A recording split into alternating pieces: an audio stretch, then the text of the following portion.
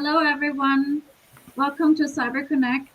We have a special guest here today, Kyser Clark, and he will be talking about how to become a full-time penetration tester. Thank you so much for having me. I am honored to have this privilege to speak to everyone today.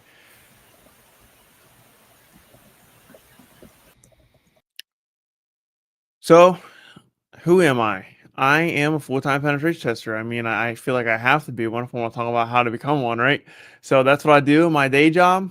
Um, and I started my career in active duty Air Force Cyber Defense Operations, and I did that for 6 years. And then I transitioned out of the military and became a full-time penetration tester as a consultant at a company called Kirkpatrick Price.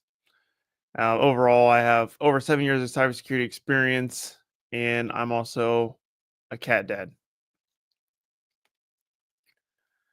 So, before we can get into how to become a penetration tester, I want to quickly define what a penetration tester is, just in case you don't know. A penetration tester, also known as an ethical hacker, is a type of ethical hacking. There's different flavors of ethical hacking, such as bug bounty hunter, security researcher, social engineer. But I'm a penetration tester, which is one of the categories for ethical hacking. And a penetration tester finds vulnerabilities in systems before cyber criminals do, and that's in essence the meat of what our goal is. There's different types of pen testing. For example, there's network pen testing, internal and external network pen testing. There's web app pen testing, and there is IoT pen testing. There's mobile pen testing. There's industrial pen testing. There's all different types. There's like probably 20 different types of pen testing. So my focus areas are network pen testing, both internal and external, and web app pen testing. And I also have dabbled in wireless network testing and IoT testing. I have not touched mobile testing or industrial pen testing, and I've done a little bit of social engineering, but my main two things is web apps and networks. And once we go into these systems and we find vulnerabilities, we report them to clients slash stakeholders. So as a consultant, companies hire me to break into the network, and I expose their security flaws in a good way, and they patch those up so real cyber criminals don't exploit them. And if you are an internal pen tester, which I am not, and I never have been, but if you are an internal pen tester, essentially what an internal pen tester is you are working with one company in maybe multiple environments, but you're only working for one company. Whereas a consultant, you're working with many companies. I have engagements that last anywhere between 1 to 3 weeks. And then once that engagement is over, I'm in another pen test in a whole different environment for an entire different company. So that's what a consultant does compared to an internal pen tester. Pen testing is more in depth than vulnerability scanning and vulnerability assessments. So it's not just running a scan and sending the report over, it is manual, hands on. And while we do use automation, a lot of it is manual, hands on testing. And that's what the main difference between a pen tester and a vulnerability assessment is. It's automation plus manual effort. There is vulnerability scanning within a pen test, but that's only a small sliver of the actual pen test. And a lot of people get pen testing confused with red teaming. Pen testing and red teaming, while they are similar, they are completely different in a way because red teaming emulates threat actors, and it's more of testing a blue team in cyber defense rather than testing the technical controls within an environment. And one big difference between a pen tester and a red teamer is a pen tester, I'm not trying to be stealthy. A red teamer is trying to evade detection and trying to emulate a real threat actor out there in the wild. And pen testing, like I said, does not do that. So don't confuse pen testing with red teaming. So, the roadmap I have for how to become a pen tester, I have it broken down into 10 steps. So, step one, you need to commit to the journey.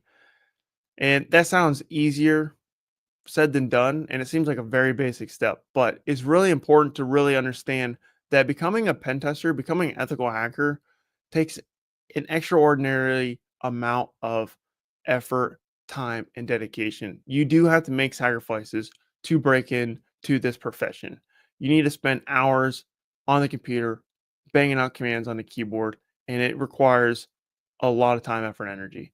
So you can expect to fail a lot. You're not going to understand the concepts when you first read them, when you first watch them, and that's okay.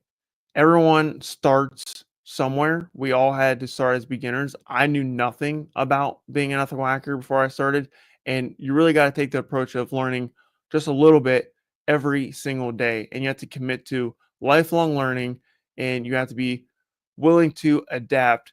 And most importantly, never quit, because there are days where you won't feel like studying. There will be days where you don't feel like reading the book, opening up the labs, learning this new technology, because there's a lot that goes into this field, and the ones who make it are the ones who just put one foot in front of the other day after day after day after day after day.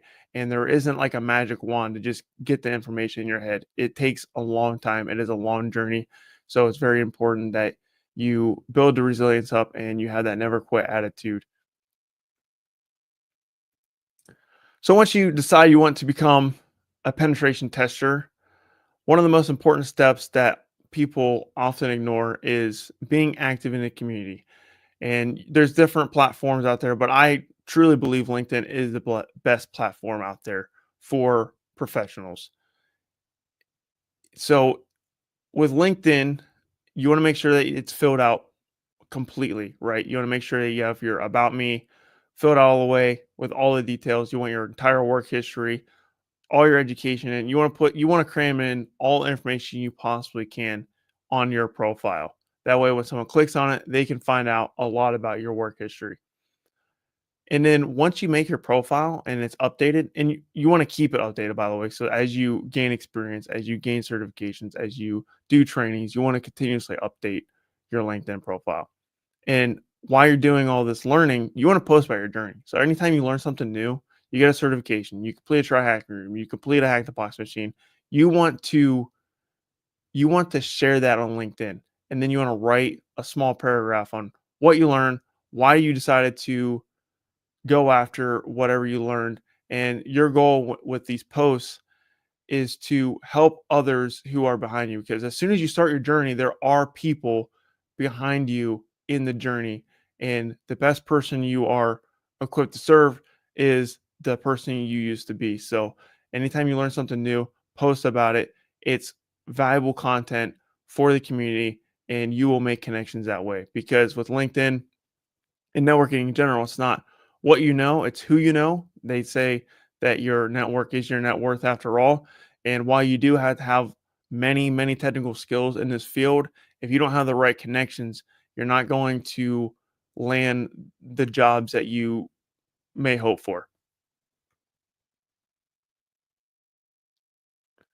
Set number three, you want to create a Try Hack Me account, and you want to do it every single day, day after day, without fail.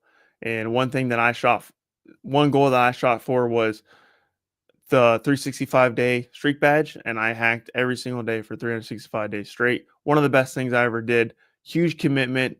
It took sacrifice, but I'm telling you, it was one of the best things I ever did. So definitely get on Try Hack Me every single day for about an hour a day on average.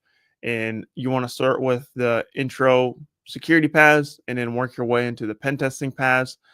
And then once you go to the pen testing paths, there's like junior pen tester, then there's like a regular pen tester, then there's a red teaming path. They update this constantly, so I'm not entirely sure. I know some of the intro ones they got rid of, but the moral of the story is start with the beginner friendly content and then work your way up to the advanced content. And then, even though you want to be a pen tester, you want to still do at least one of the blue teaming paths. And the reason why you want to do that is because it's important to understand the other side of the cybersecurity coin, being in cyber defense. Because a pen tester is on the offense side of things, the red team side of things. I did say pen testing and red team are different earlier, but they are closely related, and I would consider both of those offense security And learning the defensive side, the blue team side, is going to be very beneficial for you because it's important to understand that defensive stuff. Because if you want to get into red teaming, which is um, kind of the next step after being a pen tester, it'll help you evade the detections. Step number 4, I'm a huge fan of certifications, and I know there's a lot of people that don't like certifications, but I'm telling you right now, certifications have been the number one thing that's helped me in my career. And going back to the LinkedIn, anytime you post a certification post, like, hey, I got this certification, and here's what I learned, those certification posts always do better. They get more visibility on LinkedIn than any other post. And I post on LinkedIn pretty much every single day, sometimes even multiple times a day. And anytime I get a certification, those those posts do like 10x more in impressions. So, which is one of the reasons why I have so many, because it's been a very high impact for my career. Now, like I said, certifications aren't for everyone, and you don't have to have certifications; they are optional. But for me, they help me out a lot. So I would highly recommend them if you can afford them. And if you can't afford them, having the knowledge is really what you want. You don't want, the goal isn't to get the certification. The goal is to have the knowledge, and the certification just proves that you have the knowledge easily, which is why I like certifications. But you don't want to just pass the certification and then forget the knowledge, because then you're not going to be useful in the real world.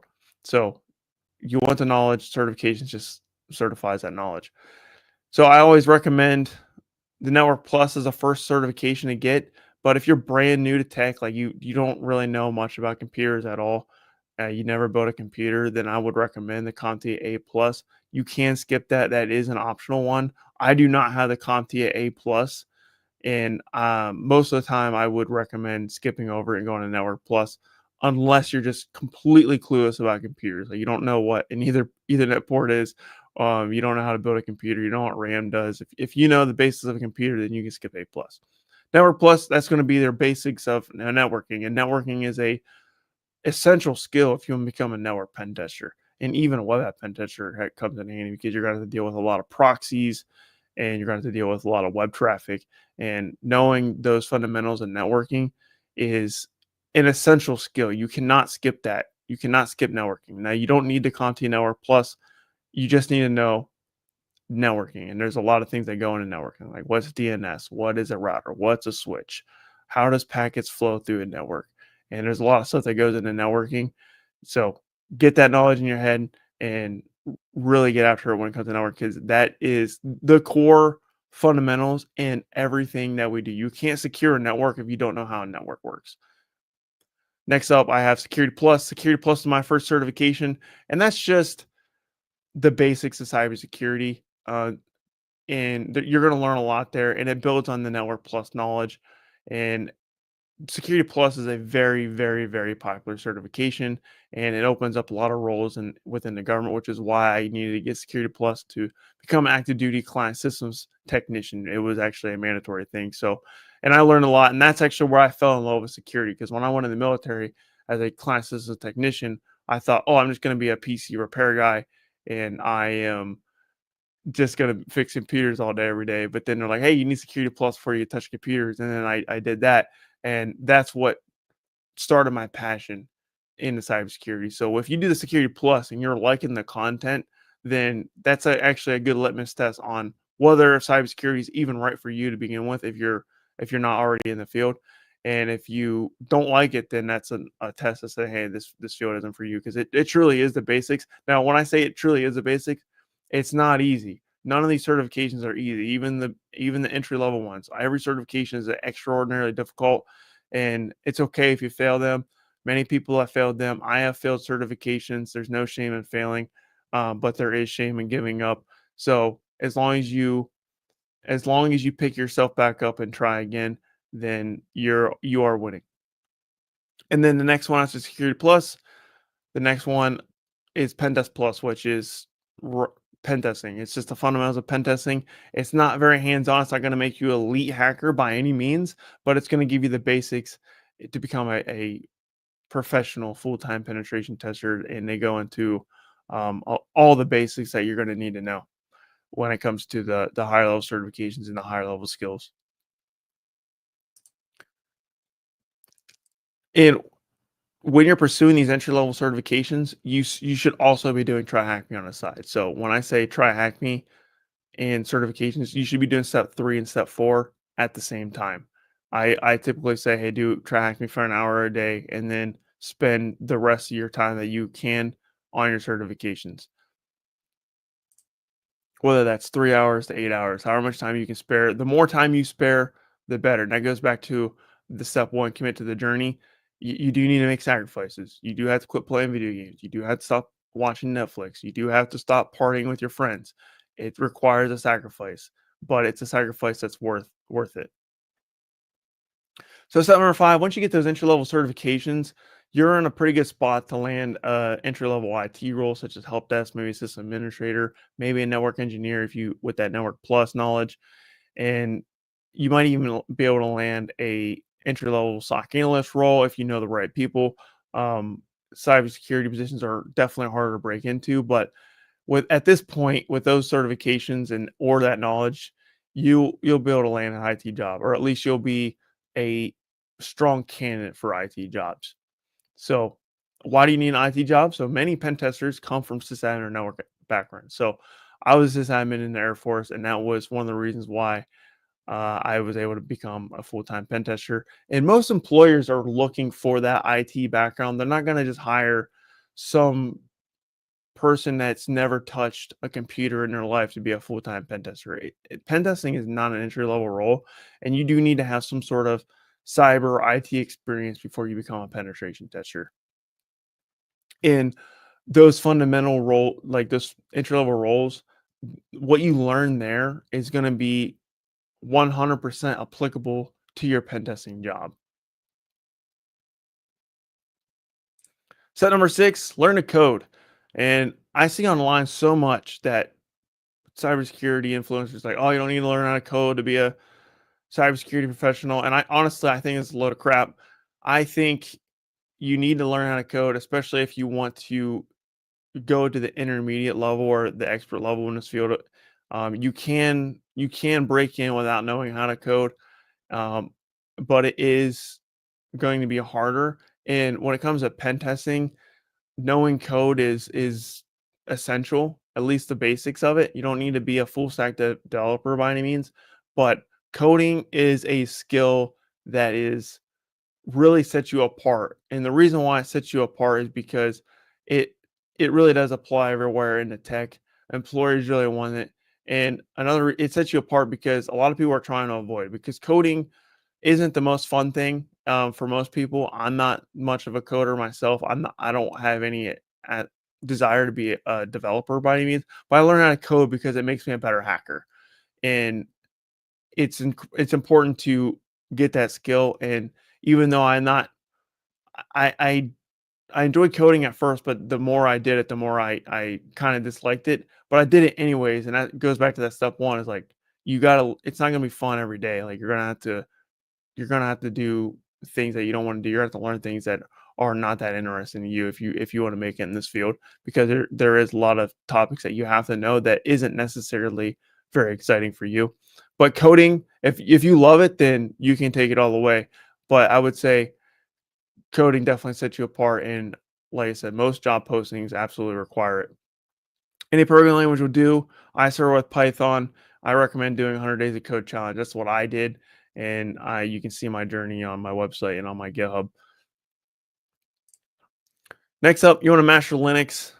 If you're not using Linux, then are you even a hacker? I mean, this has been the number one operating system for hackers for a very long time, and it's not changing anytime soon. And knowing Linux is an essential skill. You're going to learn it as you're doing your try hack me and hack the box. But if you're still a little fuzzy on like how the Linux operating system works, or you're just not too well versed in the command line, then it's okay to do a Linux course or a Linux certification. I did the CompTIA Linux Plus. That really helped me get the foundation of Linux into my brain. And then I became fluent with Linux after I used it every single day on TryHackMe. And you're going to build this skill up if you're on TryHackMe all the time. So this one really you don't have to pay attention to too much because, like I said, you're just going to naturally learn it as you're doing try hack me and hack the box. Set number 8, intermediate certifications. So now it's time to start getting hands-on and start getting like pen test specific certification. Now, Pen Test Plus, CompTIA Pen Test Plus is a pen test specific certification, but it's not hands-on. And you really want hands-on certifications because pen testing is very technical. It's very hands-on. It's not a theoretical thing. So intermediate certifications, I will start with a junior pen testing certification. So those being the EJPT, that's the it used to be e-learn security junior penetration tester, but INE bottom out. So it's now the INE security junior penetration tester. You have the PJPT, that's the practical junior pen tester from TCM Security.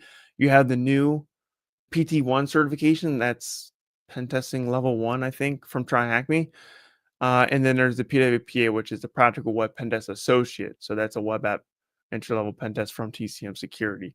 I would choose one of those. And once you get one of those, you need to graduate and move on to a even harder certification. Dare I say it's so those are like the junior certs, and I would say the OSCP, the PMPT, and the CPTS are more intermediate level. OSCP, that's the OffSec certified professional. PMPT is the practical network penetration tester from TCM Security, and then the CPTS is the certified pen testing specialist from Hack the Box. Each of these certifications have their pros and cons. In a nutshell, OSCP, most in-demand pen testing cert on the market, most industry recognized. It is the most expensive one, and it is incredibly challenging. PMPT also challenging, but I don't have the certification, but I'm taking it next time. This time next week, I'll be taking the certification, and I have a hunch it's going to be a little bit easier than OSCP. But from what I can see, the PMPT, I haven't done an exam. I've done all the training now. It's more realistic, but it's going to be, I think, a little bit easier in terms of difficulty, and the price is the most affordable out of these three here. CPTS, I don't have this one either, but it is on my radar. I'm actually going to be doing it after the PMPT, and this is how much I like certifications. I have a lot of them, and I still add to my resume because this is what really helps me out the most, and that's why I recommend getting multiple certifications. But the CPTS from Hack the Box, it's in the middle between the price point of PMPT and OSCP. It is, from what I understand, harder than OSCP, but it's not as recognized as OSCP yet. It is a newer certification, and PMPT also suffers from that same problem. Not as industry recognized, and it's not as on many job postings. They are picking up in popularity, and I fully expect that PMPT and CPTS will be on the same level as OSCP in the future when it comes to industry recognition. But when it comes to step 8, just choose one junior cert, get it, move on to the next level, and then get one of those three, OSCP, PMPT, or CPTS, and then move on. And then when you move on, step number 9, it's time to apply for pen testing jobs. So if you get one of those intermediate certifications, you're going to start feeling very confident in your abilities and skills, because those certifications that I just mentioned, they require a professional report, and it's very technical and very hands-on, very difficult. So you're going to have a lot of confidence. And at this point, I believe you can start applying for pen testing jobs. Now, you're not guaranteed a job at this point. You are just on the low end of the totem pole when it comes to applying for these positions, because you got to keep in mind there's hundreds, maybe even thousands of people applying for these pen testing positions, and everyone has those certifications. There's a lot of people out there that have them. So don't get discouraged if you get rejected. But once you start applying for pen testing jobs, you need to really spend a lot of time, and I mean a lot of time, learning how to write a resume, learning how to write a cover letter, learn how to do interviews. Like, how do you dress? How do you speak? How do you sell yourself to a potential employer? And then continue networking on LinkedIn. And while you're job hunting, this is essential. You still need to level up your skills, because, like I said, if you only have one certification, a lot of people have one certification. You need to make yourself stand out. So do some write ups, keep posts on LinkedIn, maybe make some content, and get more certifications, do more Hack the Box machines, and just keep leveling up. because that's not the end. Getting one of these certifications is not the end. So keep leveling up. And then step 10, this is assuming that you've already broken the field. But if you're still looking for a job at this point, it still applies. But once you get in the field and you start your pen testing job, you need to you need to choose a specialization, or you need to continue leveling up your skills. So there's different paths that you can take. You can go web app pen testing, network pen testing. I don't have it listed on the slides, but you can also get into mobile testing, IoT testing. There's different specializations out there. And there's two different routes you can go. You can become a generalist, which you can be a jack of all trades. You can be pretty good at all of them, or at least um, a handful of them, or you can really double down, triple down, quadruple down on one thing. For me, I like to focus on network testing and web app testing. Some people, they are strictly network testers. Some people are strictly web app testers. And by this time, you don't need to make a determination like, oh, I'm going to be a web app tester, I'm going to be a network tester. You don't really need to make that decision until you get to around step 9. But you're going to figure out what you like and what you dislike, and your world's your oyster. You can go anywhere you want from there. But for web app pen testing, certifications I would recommend are the OSWA. I have that one. That's the OffSec Web Assessor. PWPA also have that one. That's one of the junior ones. That will help. That's a good entry level to web app pen testing. The PWPP, that's the Practical Web Pen Tester Professional from TCM Security. That's the next level up from PWPA. And then you have the CBBH, that's the Certified Boat Bounty Hunter from Hack the Box. And for the network side, we already talked about the OSCP, CPTS, and PMPT, and those I would consider the main 3 network pen testing certs. And then if you want to get into red teaming, the CRTO is a good first stop. That's the Certified Red Team Operator, I believe. And then for advanced certs, so you can take your pen testing to the next level. You can go with OSEP, that's the OffSec Experienced Professional, OSED, that's the OffSec Exploit Developer, the OSWE, that's the OffSec Web Expert, web app stuff. And then CAPE, that's the Certified Active Directory Pen Test Expert from Hack the Box. And then there's a CWEE, that's the Certified Web Exploit Expert, I think, from Hack the Box. And then the PWP, which is the Practical Web Pen Test Expert from TCM Security.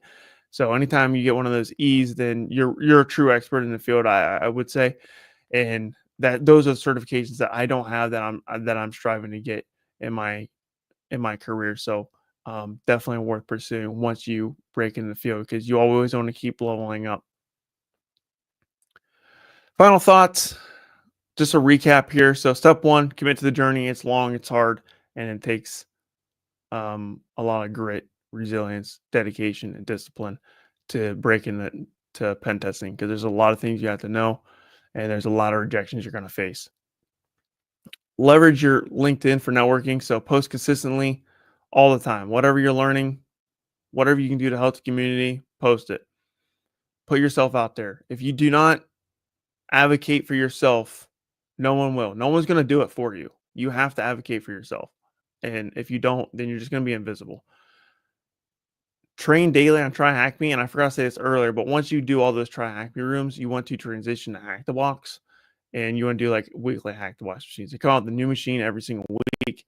And that's what I did for a long time. Really helped my skills. I've done over 100 Hack the Box machines now, and it's been really good for my career. And then when I post about them on LinkedIn, people are like, oh, wow, this guy literally does this every week. And it helped me a lot because it shows that I'm dedicated to the craft. Earn foundational certification. We're talking about those entry level CompTIA certs. Get your IT or cybersecurity job. One thing I didn't mention when we went over that slide is, if you're in an established career in a different profession and you want to break into cyber, sometimes it's worth taking a pay cut to get a help desk role. When I was in oil refineries and chemical plants as a sandblaster and painter, I took a pay cut to go in the military, and I would do that 10 out of 10 times. Like, it was a struggle because I had bills to pay, and it was hard. Let's put it that way, being lower enlisted, and I was used to making a certain amount of money, and then I just had less. It was hard, but it was worth it at the end of the day. So don't be afraid to take a pay cut to land your IT role. Don't let the pay of your current profession lock you in your current profession if your passion is in IT or cybersecurity. Learn a programming language. It doesn't matter which one. Python's a good choice, but there's other ones out there as well. Linux, it's essential. If you don't learn Linux, then you're not going to succeed in this field straight up.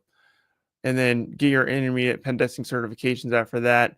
And then start applying, learn how to write resumes, cover letters, and you're going to get rejected. Just keep applying, keep networking. You're going to find your way. And eventually, uh, the main thing is just don't give up.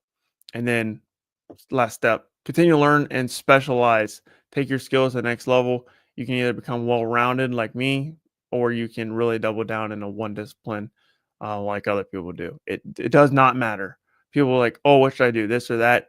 Is there a better way? There isn't a better way. The better way is the way that makes you feel better about yourself, what you enjoy doing. Me, I like to enjoy networks and web apps. Some people really like web apps. Some people really like networks. It's really what suits your fancy, because you can't go wrong. As long as you're learning something, you're gonna find success, and don't get caught up on taking the wrong path. And if you go down a path that you're not really enjoying, that's okay. You can turn around and go down a different path. That's the fun thing about cybersecurity is all the skills that you learn are transferable to other roles. So the information came from my video, my Pentester roadmap on YouTube. So if you want a more in-depth guide on this discussion, how to become a pen tester, I would highly recommend watching that. It's like a 40-minute video, but it's takes pretty much everything I said here and then expands upon it. I go a little bit more in depth there. And then if you're interested in other roles, I have roadmaps for security engineer and cybersecurity analyst. So if you're interested in those roles, check out my YouTube channel. I have those as well. Very similar format. And yeah, if you're interested in those roles, they are a must watch. If you want to connect with me, I have a website, kyserclark.com, my LinkedIn, everything's at Kyser Clark. And I also host and run a podcast called the Hackers Cash Podcast. And I bring in professionals in the field. Most of them are pen testers, red teamers. So if you're interested in becoming a pen tester, then listening to every single one of those episodes is going to be beneficial, because I walk through the journeys. And one thing I didn't really explain enough in this talk was that there's infinite paths into pen testing, and this is just a path, and you're not bound by this path that I set for you. This is just a path, and this is just a starting point. And everyone breaks in the field differently. And on the Hackers Cash podcast, I expose that, and I bring people on the field, and we really walk through their journeys, because everyone comes from a different background. Everyone has different ways of breaking into their first offense security role. And then I have a newsletter where I pretty much share all my mindset and what I think it takes to level up your career and break in. So if you're interested in that, subscribe to my newsletter on my website. And that's it. Any questions? We already got one. Nice. Thanks for stopping in, Carnegie. I appreciate you stopping in and listening to my talk. So, do pen testers make good red team members? I would say a lot of red teamers do. They come from a pen test background, and I would say the best red teamers do come from a pen testing background, but you don't have to come from a pen testing background to become a red teamer. There's plenty of people that skip over pen tester and go straight into red teaming. And if that's what you want to do, by all means, go for it. And a lot of red teamers, they do red team engagements and pen tests, because red team engagements are very sophisticated. Like I said, you're emulating actual threat actors, and there's not a lot of clients out there for that, because let's be honest, most small medium businesses aren't sophisticated enough for a red team, and a lot of the times they'll ask for a red team. They think they want a red team, but they really need a pen test.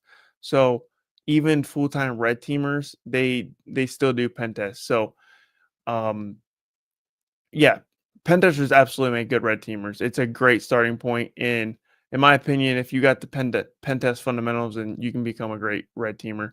But there are people that have skipped over that.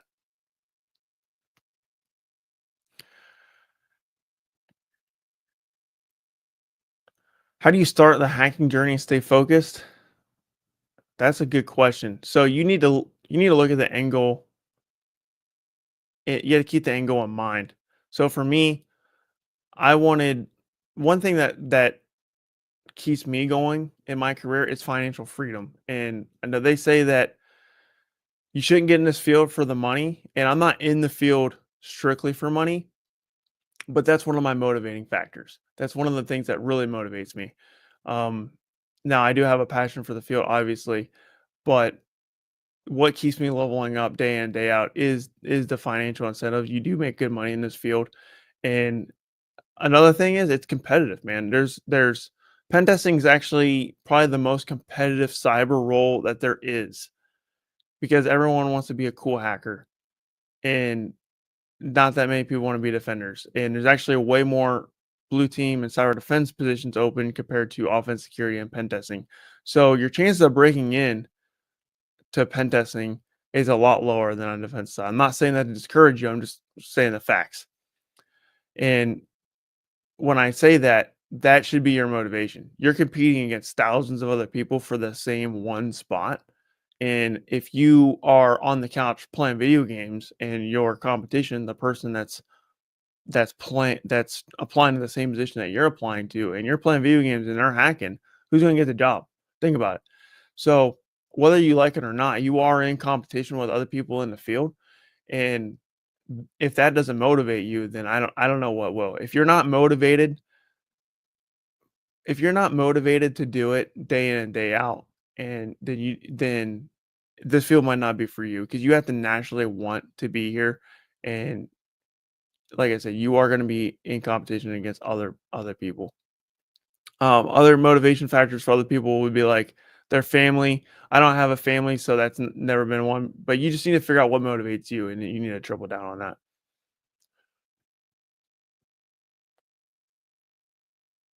What do you mean about align building pen test project with Python? I'm not sure what this question means. Align building pen test project with Python. I'm not entirely sure what you mean, but building projects with Python is really beneficial. And like I said, I did 100 days of code. I built several games and a lot of small projects when it comes in Python, and I documented the whole journey. Absolutely critical to my success in the field. So anytime you can build a project or a tool that helps you in your pen testing journey, absolutely do that. And it doesn't have to be Python; it could be any programming language, by the way. Can you tell us about pen testing job interview and what recruiters are looking for? Yeah, so the thing with interviews that a lot of people kind of get wrong is they try to memorize like everything. And that's don't do that.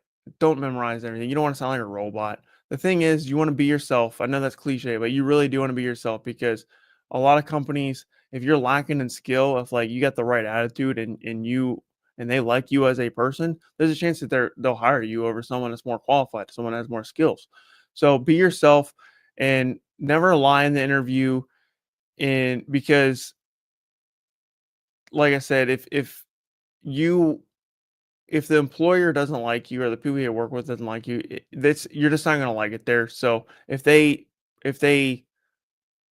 cut you out of the hiring process and they reject you, they're probably doing you a favor. Just keep that in mind because you don't want to work with people that don't align with your values and your mentality. But when it comes to interview questions, don't memorize them. Just I never really prepare for interviews that way. The thing that you really need to get the right is just like your introduction. When they say, "Tell me about yourself," you know, talk about your professional accomplishments. Don't be like, "Yeah, I got 3 kids and 4 cats, and I like to rollerblade on the weekends." Like, to be honest with you, the employer does not care. So you really want to get into like what makes you qualified for that position. So, for example, I get an interview. I'm like, "Yeah, my name's Kyser Clark. Currently work in cyber defense operations. I've been doing it for 6 years. I'm transitioning out of the military, so that's why I'm looking for this job. And I have a high passion for pen testing and ethical hacking because I find the thrill of breaking the systems really fun, and that's what made me want to get in this field. and I don't have a lot of pen testing experience, but I have all these hack the box machines. I have all these try hack rooms I did. I have these certifications. I have these videos on YouTube, and that that'd be an introduction that I would do. But yeah, what could be a good starting point for someone interested in blue teaming? So I would refer you back to these two videos if you are interested into that on my YouTube channel. But in a nutshell, the path is very similar. You start it's almost identical to a pen tester or a red teamer at the beginning because the foundational skills are the same universally across the board. And so if we come back here to step step 4, the path is exactly the same. I would just sub out CompTIA Pentest Plus for the CYSA Plus. That stands for Cybersecurity Analyst. And like I said, you don't need to have the certification. It's just the skills. So the foundations are the same across the board, and that's where I would start at. And then get your CYSA Plus, and then instead of getting these hands-on pen testing and hacking certifications, go get hands-on blue teaming certifications. They're coming out with hands-on blue teaming certifications that aren't multiple choice. Go after that. TCM Security, Hack the Box, OffSec, the companies that have these certifications, they also have blue team certifications. So that's where I would point you to. So I would just sub out the pen test certifications for blue team certs, and the path is basically the same because the skills you need Linux, you need to learn how to code. The skills are universal. How to get started with Linux? Man, just install it and just go at it. It's people think it's a little bit different than a Windows machine, what we're used to, and even a Mac OS. But really, just download a VM and just start playing around with it. There's tons of YouTube videos out there that'll teach you how to do Linux, and there's different ways you start. I chose the Linux Plus because I like certifications. But if you're not a certification person, then try hacking and hack the box is going to teach you how to run Linux. They have foundational courses on Linux, but you have to get hands on. You're not going to learn how to use Linux. You're not going to learn how to use a command line if you just by reading a book. You got to get hands on. Which Linux system do you suggest for beginners? That's a good question. So there's a lot of different flavors or distros of Linux, and it depends on what your goal is. So if you want to get into pen testing and offense security like I'm into, then Kali Linux is the number one distribution for that. There's also Parrot OS, and there's also some other pen testing focused Linux. But I'm using Kali Linux every single day. It's from the creators of Offense Security, or now known as OffSec. They used to be Offense Security. But a good one is Linux Mint. It's very beginner friendly. Ubuntu is very beginner friendly. I would avoid Arch unless you like pulling your hair out and you want to slam your head against the wall and you want a real tough challenge. Arch Linux is the way to go. You will absolutely learn way more about Linux than anybody else if you start with Arch Linux.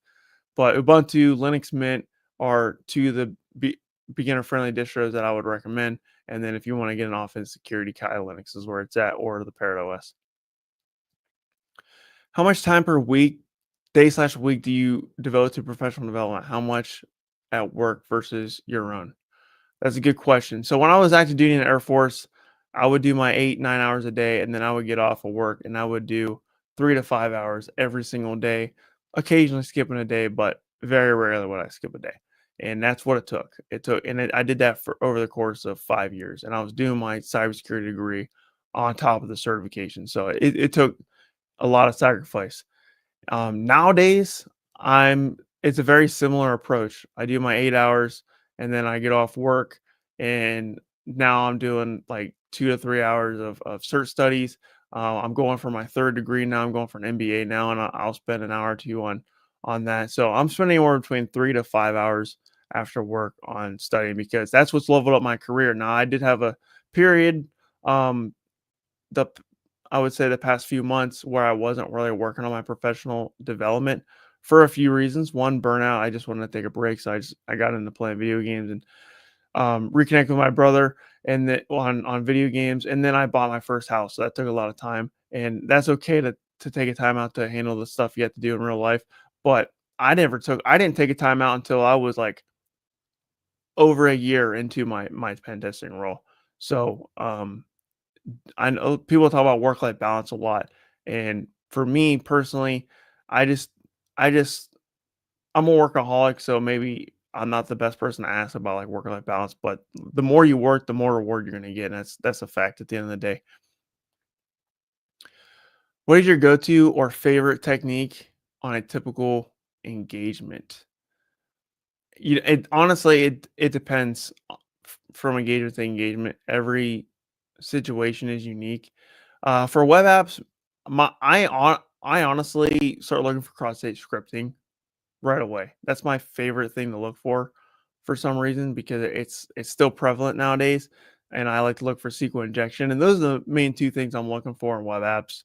There's all kinds of low vulnerabilities that I'll report that I just happen to catch along the way, but I really like looking for cross-site scripting and SQL injection. Those are my main two vulnerabilities. There's obviously other ones out there, but that's what I start at first. And then once I feel like there's no cross-site scripting, there's no SQL injection, then I start looking for the other things. On the network side of things, you have to do your Active Directory attacks. Active Directory is the heart of any network, or at least I would say the bulk of vast majority of networks. So Active Directory exploits is where it's at when it comes to internal testing. And then when it comes to external testing, it really is just a lot of reconnaissance and a lot of OSINT.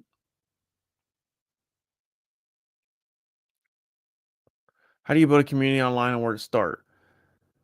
Yeah, just create a profile and just start posting. And that sounds intimidating to a lot of people. And I'm a natural introvert. A lot of people are natural introverts in this field. But like I said earlier, you have to put yourself out there because if no one's going to advocate for you ever. You have to do it yourself. And that's a fact. And if you don't do it yourself, you will be invisible. But how do you do it? Just start posting. And your first content's gonna suck. It's gonna be cringe. But you don't you don't become a master until you are a beginner.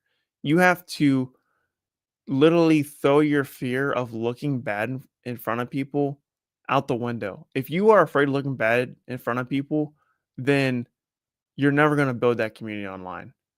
Um, so it's okay to look bad at first.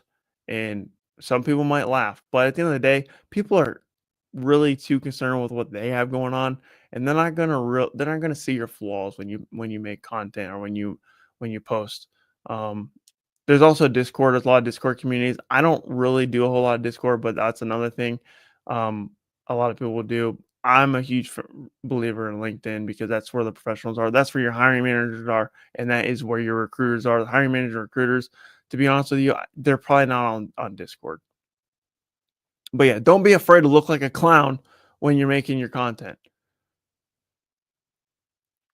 What about home labs? You didn't mention it in the stream. Yeah, you're right. I didn't. Home labs are absolutely a good thing to do if you want to do it. And here's a fun fact of the day. I don't have a home lab. I don't have like networking gear. I don't have like a networking rack.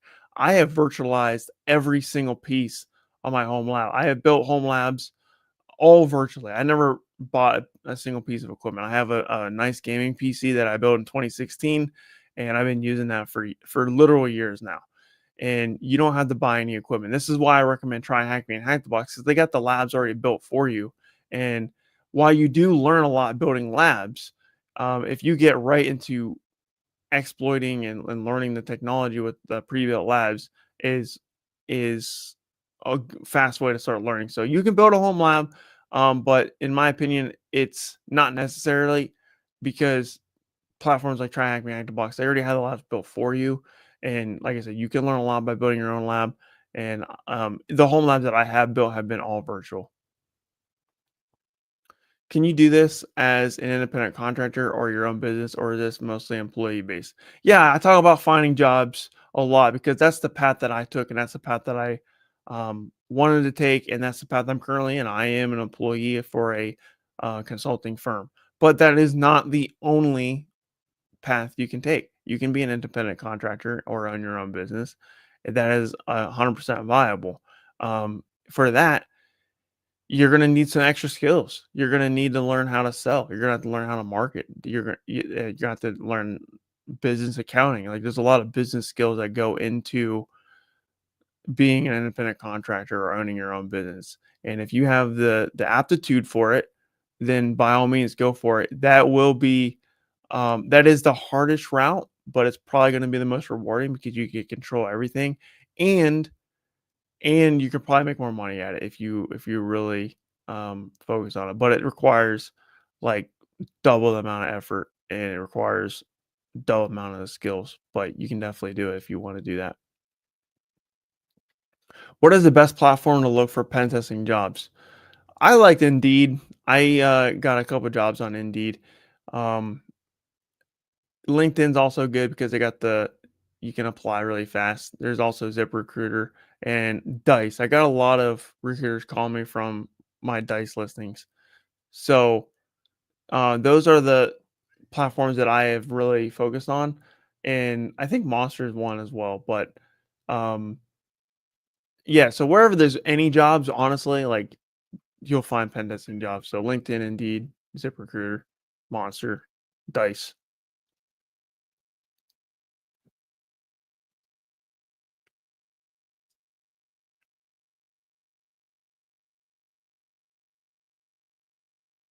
Can I send this PowerPoint after I finish? Yeah, I can. Um, I'm not sure how I'll do it. I'll probably just post it on LinkedIn as a file. Would probably be the best way to do it. I'll figure it out. Connect me on LinkedIn. Send me a message, and I'll send it to you.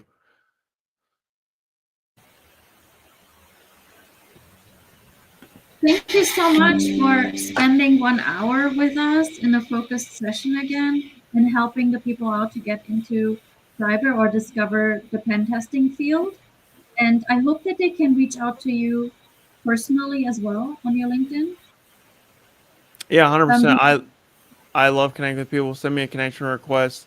Send me a message. And yeah, I love to connect with everybody. And that's another thing. Back to your LinkedIn profile. Don't be afraid to connect with strangers because it's been the number one thing that's elevated my career. thank you so much. Thank you for having me. It's been a pleasure.